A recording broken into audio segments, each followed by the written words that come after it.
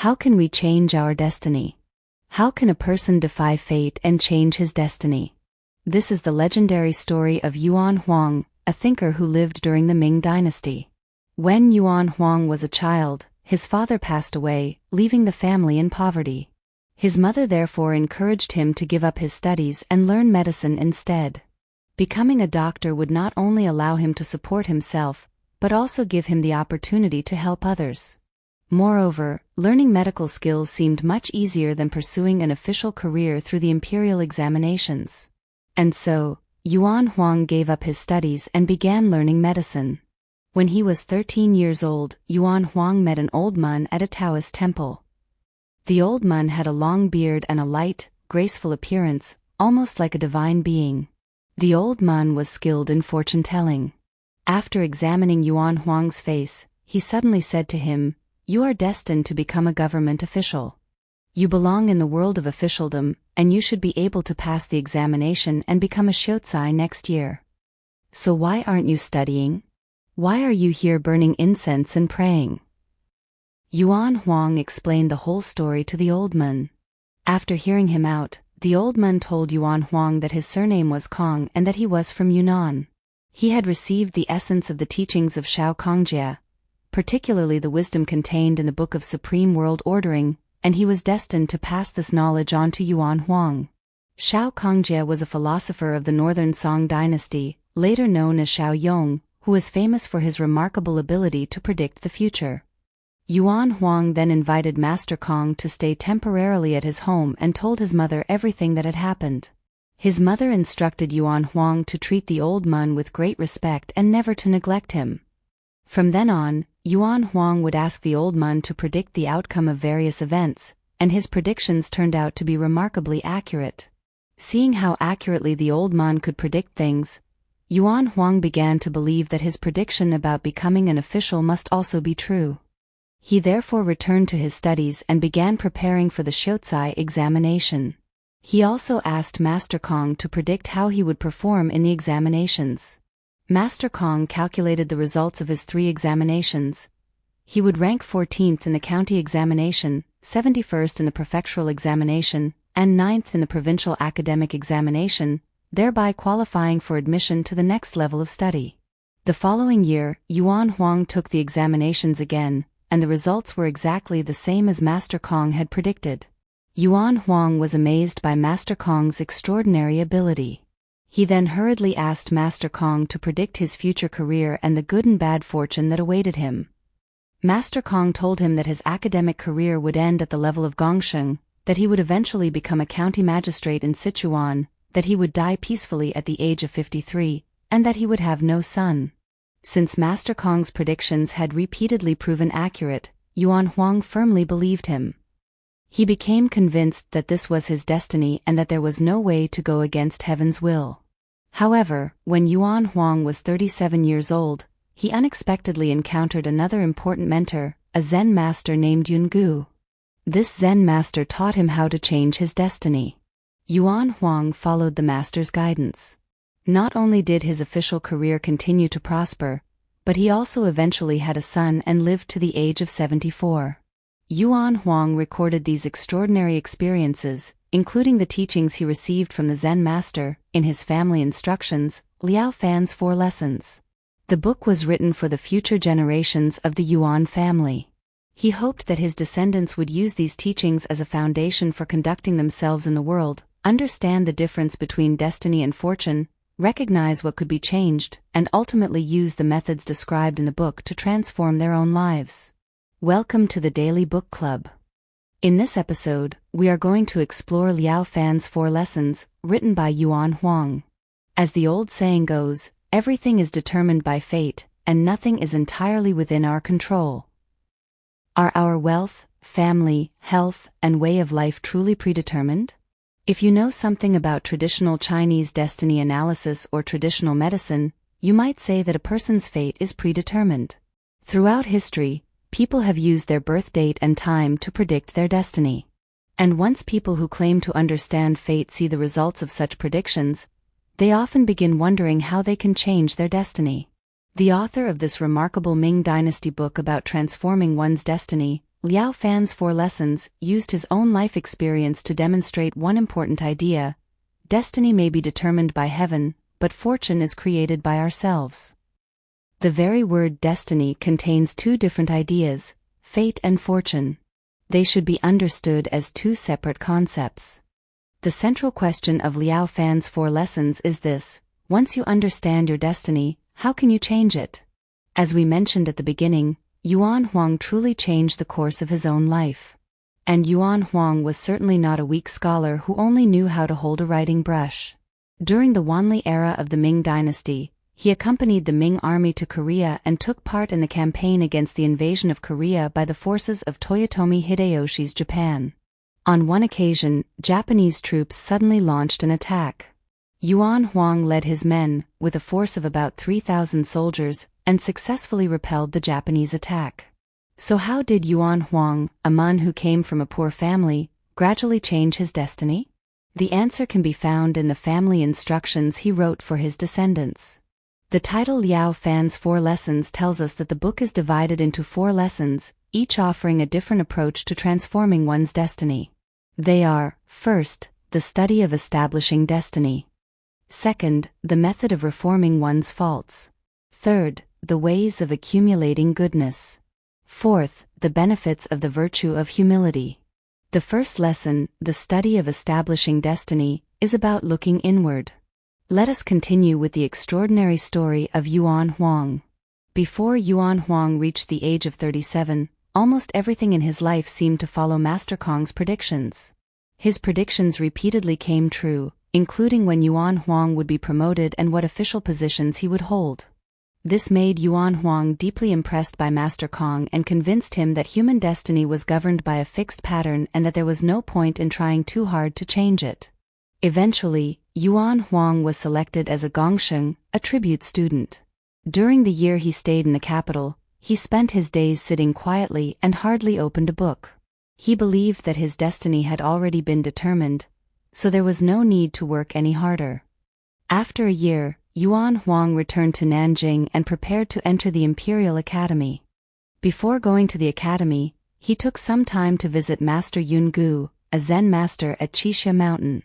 This was the second great mentor to appear in Yuan Huang's life. The conversation between Yuan Huang and Master Yun Gu was extraordinary. Yuan Huang sat in meditation in a Zen room for 3 days and 3 nights without closing his eyes to sleep. When Master Yun Gu saw this, he was extremely surprised. He asked Yuan Huang, "Ordinary people cannot become sages because their minds are constantly troubled by distracting thoughts. Yet you have been sitting in meditation for 3 days without having a single distracting thought. How is that possible?" Yuan Huang replied, "I once met Master Kong. He calculated my entire destiny, including all the honors and humiliations, life and death, that I would experience. Since my destiny has already been calculated, even if I wanted to have distracting thoughts, there is really nothing left for me to think about." Master Yun Gu smiled and said, "I originally thought you were a person of great wisdom. I never expected that you are actually still an ordinary man." Yuan Huang asked him why. Master Yun Gu replied, "Almost everyone has a destiny. But only ordinary people allow themselves to be confined by it. Those who accumulate great goodness cannot be confined by destiny. Those who accumulate great evil cannot be confined by destiny either. The forces created by accumulated good and evil can change the course of a person's life. For the past 20 years, you have allowed a fortune teller to determine your destiny. From then on, you stopped making an effort, and your destiny never changed in the slightest. Doesn't that show that you are still an ordinary man?" Yuan Huang quickly asked the master, "Can a destiny that has already been calculated really be escaped?" Master Yun Gu replied, "Destiny is created by oneself, and blessings must be sought through one's own actions. Buddhist scriptures say, 'Seek wealth, and wealth may be obtained. Seek children, and children may be obtained. Seek longevity, and longevity may be obtained.' False speech is one of the major precepts established by the Buddha. How could the Buddhas and Bodhisattvas deceive people?" Yuan Huang continued, "Mencius said, 'What you seek, you can attain.' But isn't he talking about things such as moral cultivation, knowledge, learning, and spiritual development, things that are largely within our own control? If I truly want these things, I can work on myself and eventually attain them. But fame, wealth, and social status are external things. How could we possibly obtain them simply because we want them? Master Yungu replied, Mencius was not wrong. It is your interpretation that is wrong. The sixth patriarch, Huaning, once said, all fields of blessing are within the mind.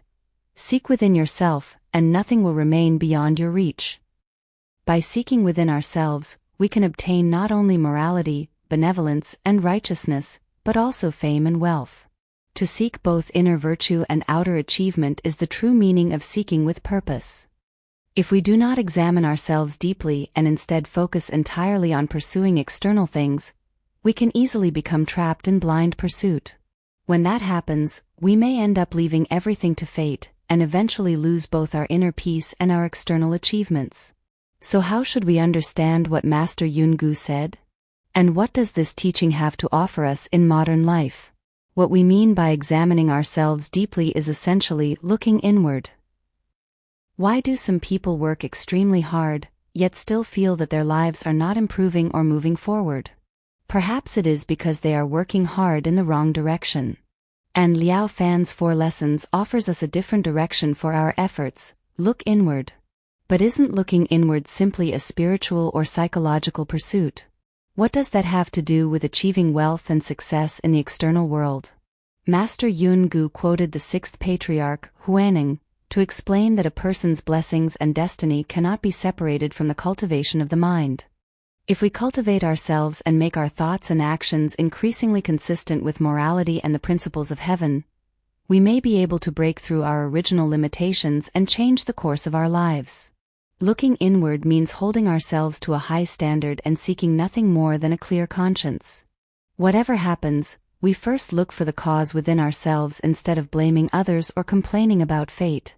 No matter what era we live in, there will always be people who adapt to the times, work hard, and achieve something. We should look within ourselves and discover what we have not yet done well. When we change ourselves, the world around us may begin to change as well.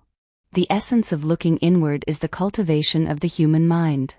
Once we have clearly defined our goals, we should consciously eliminate things that have nothing to do with those goals, remove unnecessary mental distractions, and focus our attention on the things we can actually change. In this way, we can move toward our goals step by step. What Master Yungu meant by looking inward was not that we should give up pursuing external achievements. Rather, he was telling us that external achievements are often built upon inner cultivation and action. Many people never think about looking inward. Instead, when they encounter obstacles in the pursuit of external success, they simply complain. And when they feel that they cannot change their fate, they choose to give up completely and accept their circumstances as inevitable. But Master Yungu's teaching clearly reveals the relationship between looking inward and achieving success in the external world. Simply put, the difference between the inner and the outer can be understood as the difference between cause and conditions. The cause is the inner driving force. The conditions are the external factors that support it. We should work hard on the cause and accept the conditions as they come. External circumstances are often beyond our complete control. But our thoughts, attitudes, abilities, and actions are things we can work to change. As long as you continue to make an effort, continue to change, and continue to accumulate experience and knowledge, when the right conditions eventually come together, the results may naturally emerge. Taoism contains a similar idea. Laozi acknowledged the existence of the Tao of heaven and recognized that there are many forces in the world beyond our individual ability to control. At the same time, Taoism also emphasizes personal cultivation and virtue. As a person continually improves his character and moral virtue, he can gradually bring himself into harmony with the Tao of heaven. The saying, "What we do is seen by heaven," reminds us that when we devote ourselves to doing what is consistent with justice, conscience, and the principles of heaven, we may eventually receive corresponding results. Therefore, whether we are pursuing inner virtue or external achievement, we must ultimately return to our own hearts and examine ourselves. When a person continually improves himself and gradually develops the abilities, character, and discipline worthy of the goals he seeks, external achievements are more likely to follow. In the end, what we change may not simply be our destiny. We may actually be changing the person who determines the course of that destiny. And that is one of the most important ideas in the study of establishing destiny that Liao Fan's 4 lessons has to offer us today. After hearing Master Yun Gu's words, Yuan Huang suddenly understood. He said, "It seems that I was never supposed to obtain academic honors or have children. Most people who succeed in the imperial examinations possess signs of good fortune. But I have little fortune, and I have failed to accumulate enough virtue and good deeds to cultivate blessings. Moreover, I am impatient and lack tolerance. I cannot easily forgive the mistakes of others. I often use my intelligence to suppress other people. I speak and act too directly and impulsively. All of these are signs of a person with little fortune. How could I possibly deserve academic honors? As for having children, there are even more reasons why I should not have any. The earth must contain impurities in order to nourish and produce all things. Likewise, water that is excessively clear cannot sustain life. I have a tendency to be overly particular about cleanliness, and I have an excessive preference for quiet and solitude. This is the first reason why I should not have children. A gentle and harmonious disposition can nourish all things, yet I am easily angered and lack harmony. This is the second reason.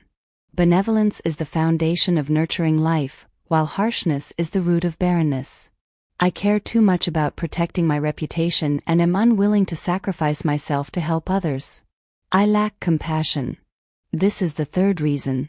Speaking excessively consumes one's vital energy, yet I love talking at length with others. This is the fourth reason. I enjoy drinking, but excessive drinking harms the body and depletes one's vital essence. This is the fifth reason. In addition, I often stay up late and sit through the night, without knowing how to preserve my vital energy or cultivate my spirit. This is the sixth reason. There are many other faults as well, far too many to list them all. As Yuan Huang reflected on all these things, the more he spoke, the more he felt that he possessed very little virtue or good fortune. At this point, Master Yun Gu showed him a path forward. He told Yuan Huang that none of these things were beyond change. Heaven is fair. Heaven responds to a person's virtue and grants blessings accordingly. How could heaven ever show the slightest selfish preference or prejudice? From everything you have just said, it is clear that you have recognized the mistakes you made in the past. Now you must completely eliminate the habits that have led to your lack of fortune, your limited achievements, and your lack of children. You must turn your life around completely. In your particular situation, you should cultivate virtue and accumulate blessings. Be generous and tolerant. Be gentle and compassionate. Take care of your vital energy and preserve your spirit. As the saying goes, all that happened before is like yesterday's death. All that happens from now on is like today's birth. This is a rebirth at the level of morality and the principles of heaven. From this day forward, you are a person who creates his own destiny. The course of a person whose life is constrained by fate and destiny may indeed be predicted. But if a person cultivates himself and brings his beliefs and actions into harmony with morality and the principles of heaven, how could he not break through the limitations of fate and take control of his own destiny?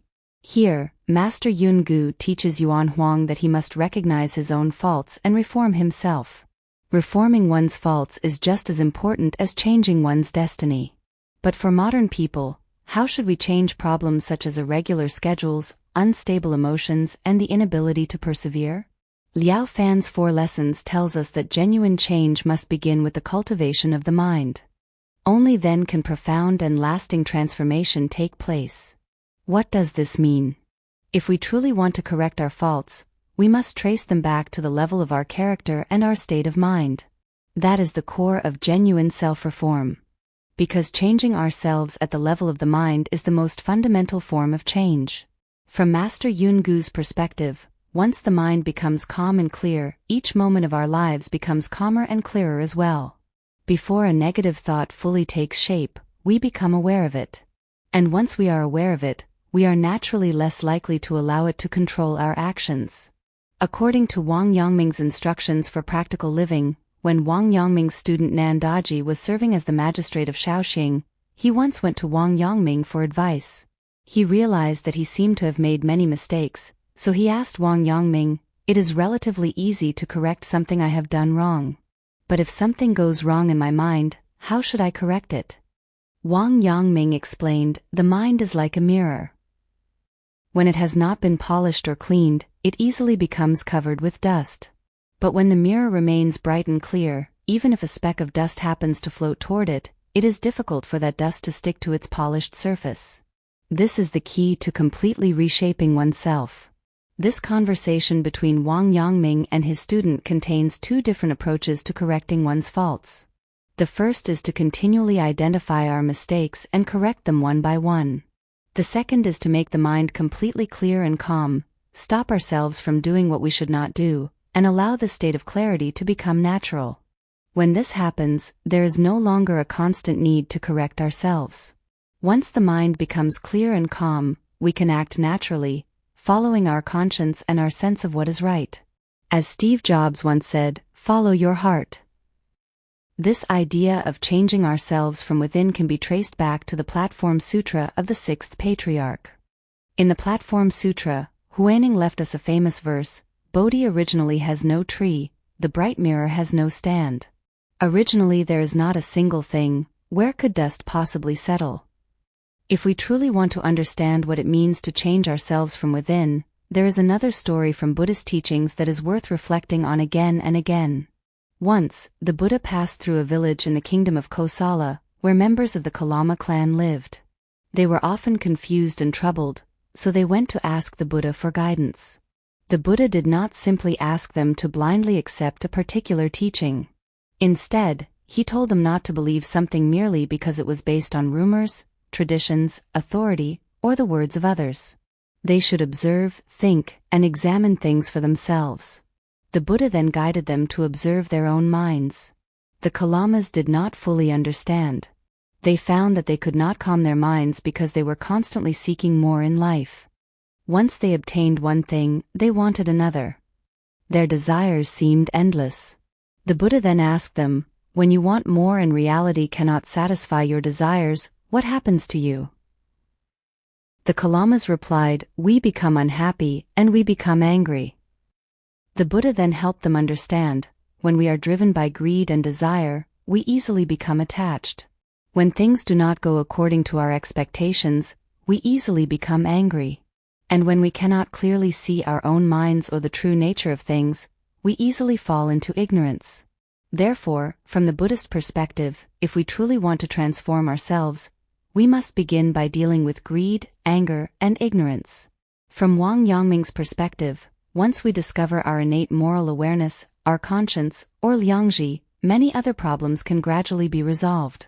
From the Buddha's teachings, at an even deeper level, solving the fundamental problems of life means seeing through and overcoming greed, anger, and ignorance within the mind, thereby developing genuine awareness and wisdom. The problems of greed, anger, and ignorance can essentially be understood as problems of desire, emotion, and perception. If we want to completely reshape ourselves, we need to examine our desires and understand what we truly want. We need to examine our emotions and change the way we react to the outside world. And we need to examine our beliefs and assumptions, correct our biases, and bring our understanding back to the facts. Liao Fan's 4 Lessons states, "Those who are skilled at correcting their faults first understand the principles behind them." In other words, people who are truly good at correcting themselves first understand why something is wrong before they attempt to change it. If we do not understand the root cause of a mistake, and cannot genuinely convince ourselves from within, but simply try to correct the problem through external behavior, the change will often remain superficial and have limited effect. To correct ourselves through understanding means examining the causes and consequences of an action, considering its impact from different perspectives, and understanding the fundamental reason behind the problem before attempting to change it. This means thinking about the long term. Thinking about the long-term consequences is far more important than focusing only on what is happening right now, and it is also much more likely to produce lasting results. For example, when many parents see that their children are not doing their homework properly, they immediately scold them or punish them and demand that they work harder. This is simply trying to correct behavior from the outside. A better approach is to explain the underlying principles to the child. Why is it important to complete your homework seriously? Why is it important to develop the habit of doing things carefully from a young age? How might this habit affect your future studies and career? When children genuinely understand the reasons behind their actions, rather than simply being afraid of their parents' criticism, their changes are much more likely to last.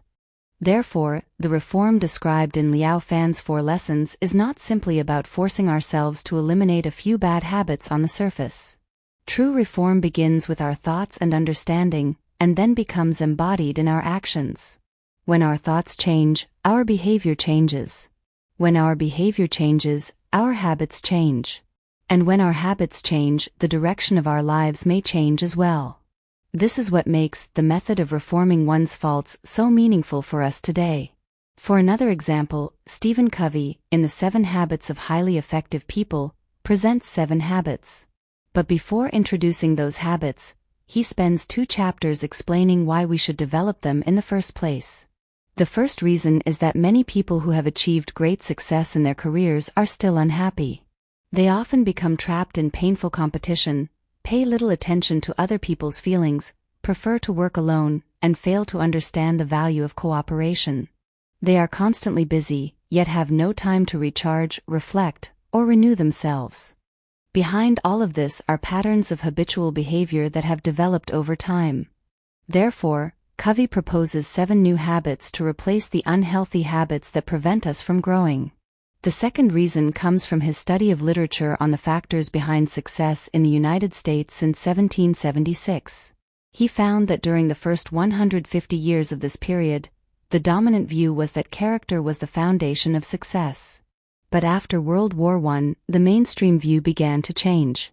People increasingly emphasized personal charm, image, behavior, attitude, interpersonal skills, and other techniques, believing that these were the keys to success. Covey believed that it was time to correct this imbalance. A person who is skilled at manipulating situations may be able to get by for a while. But in long-term relationships, if a person lacks deeply rooted integrity and basic moral character, the challenges of life will eventually reveal his or her true motives. Therefore, we need to return to the essence of human nature, the cultivation of character and the development of ourselves from the inside out. Believing that character is fundamental to success can bring about an entirely new way of thinking and produce substantial changes in our lives. The third reason is captured in a familiar saying, thoughts determine actions, actions determine habits, habits determine character, character determines destiny. Therefore, habits are one of the key points through which we can change the direction of our lives. The fourth reason is that human growth can be divided into 3 stages. The first is dependence, with you at the center. We rely on others and need to be cared for. The second is independence, with I at the center. We take responsibility for ourselves. The third is interdependence, with we at the center. We cooperate with others and combine our wisdom and abilities. There are 2 kinds of success in life. One is moving from dependence to independence. This is success in the private or personal sphere. The other is moving from independence to interdependence. This is success in the public sphere. To achieve success in the public sphere, we need to develop the habits of think win-win, seek first to understand, then to be understood, and synergize. Once we understand why these 7 habits are important, we can return to the habits themselves with a completely different perspective. And when we put them into practice, our efforts are more likely to be lasting and effective. The idea of changing through understanding the principles in Liao Fan's 4 lessons and Covey's emphasis on understanding the principles behind the 7 habits are actually quite similar. When we do something, we need to understand the logic behind it first. Otherwise, we can easily become trapped in endless confusion and inner conflict. Why does Liao Fan's 4 lessons discuss the study of establishing destiny before the method of reforming one's faults? And why does Covey discuss the importance of the character ethic before emphasizing the importance of habits? The purpose is the same: to help us understand the underlying logic and principles, so that we can truly change ourselves from within. Ultimately, we can achieve genuine transformation, build a new self, and perhaps even create a new destiny. The ways of accumulating goodness, living for the benefit of others. Seeing that Yuan Huang had begun to understand, Master Yungu continued. Master Kong predicted that you would have no academic honors and no children. This is the consequence of what you have accumulated in the past, but it can still be changed. Now, if you sincerely resolve to do good and accumulate hidden virtue, you are creating your own blessings. These good deeds are seeds that can change your future. How could you possibly fail to experience the results of such changes? The Book of Changes says, a family that accumulates goodness will have blessings that extend to later generations. Yuan Huang, can you truly believe in this principle? After hearing Master Yungu's words, Yuan Huang suddenly understood and immediately bowed down to accept his teaching. He repented before the Buddha for the mistakes he had made in the past. He no longer allowed himself to be trapped by the destiny that had been predicted for him. Instead, he made a new commitment to pursue academic honors and vowed to perform 3,000 acts of goodness in gratitude for the blessings of heaven, his ancestors, and the Buddha. Master Yungu gave him a merit and demerit ledger in which he could record his good and bad deeds every day. He told Yuan Huang to add merit for good deeds and subtract merit for wrongdoing, allowing him to examine his behavior each day. After hearing Master Yungu's teachings, Yuan Huang changed his literary name that very day. He adopted the name Liao Fan. Yuan Huang had understood the principle of establishing his own destiny. He believed that he could no longer live like an ordinary person who allowed himself to be controlled by fate. From that point onward, he became extremely cautious and mindful, feeling that he was almost an entirely different person from the man he had been before. In the past, he had been careless, passive, and content to simply drift through life. Now, however, he maintained a constant sense of reverence and self-awareness. Even when he was alone, he was always concerned about whether an improper or selfish thought had arisen in his mind. When someone insulted or criticized him, he was able to accept it calmly without taking it personally. In the words of the book, Liao Fan deeply realized, I now recognize what is right, and I recognize what was wrong in the past. The following year, Yuan Huang took the Ministry of Rites examination. Master Kong had previously predicted that he would rank third. But Yuan Huang unexpectedly ranked first. At that moment, Yuan Huang realized that his destiny had begun to change. After discovering that destiny was not completely fixed, he began to examine himself even more carefully. Over the next 10 years, he completed the 3,000 good deeds he had vowed to perform. Master Kong had originally predicted that Yuan Huang would never have a son. Yet during the process of accumulating good deeds, Yuan Huang's son was born. Seeing his destiny gradually change, Yuan Huang once again developed the desire to pass the highest imperial examination and become a successful scholar official. He made another vow: if he could become a presented scholar, or jinshi, he would perform 10,000 acts of goodness. 3 years later, Yuan Huang indeed passed the jinshi examination and was appointed magistrate of Baodi County. Once again, this differed from Master Kong's earlier prediction. Master Kong had previously predicted that Yuan Huang would become a county magistrate in a remote area of Sichuan. But as Yuan Huang's official duties became increasingly demanding, he had less time and energy to devote to performing good deeds. One night, Yuan Huang dreamed of a divine figure. In the dream, Yuan Huang explained his dilemma. He had to manage his official responsibilities while also trying to complete his vow of 10,000 good deeds, and he found it difficult to do both. The divine figure told him, "You previously reduced the grain taxes paid by the people of Baodi.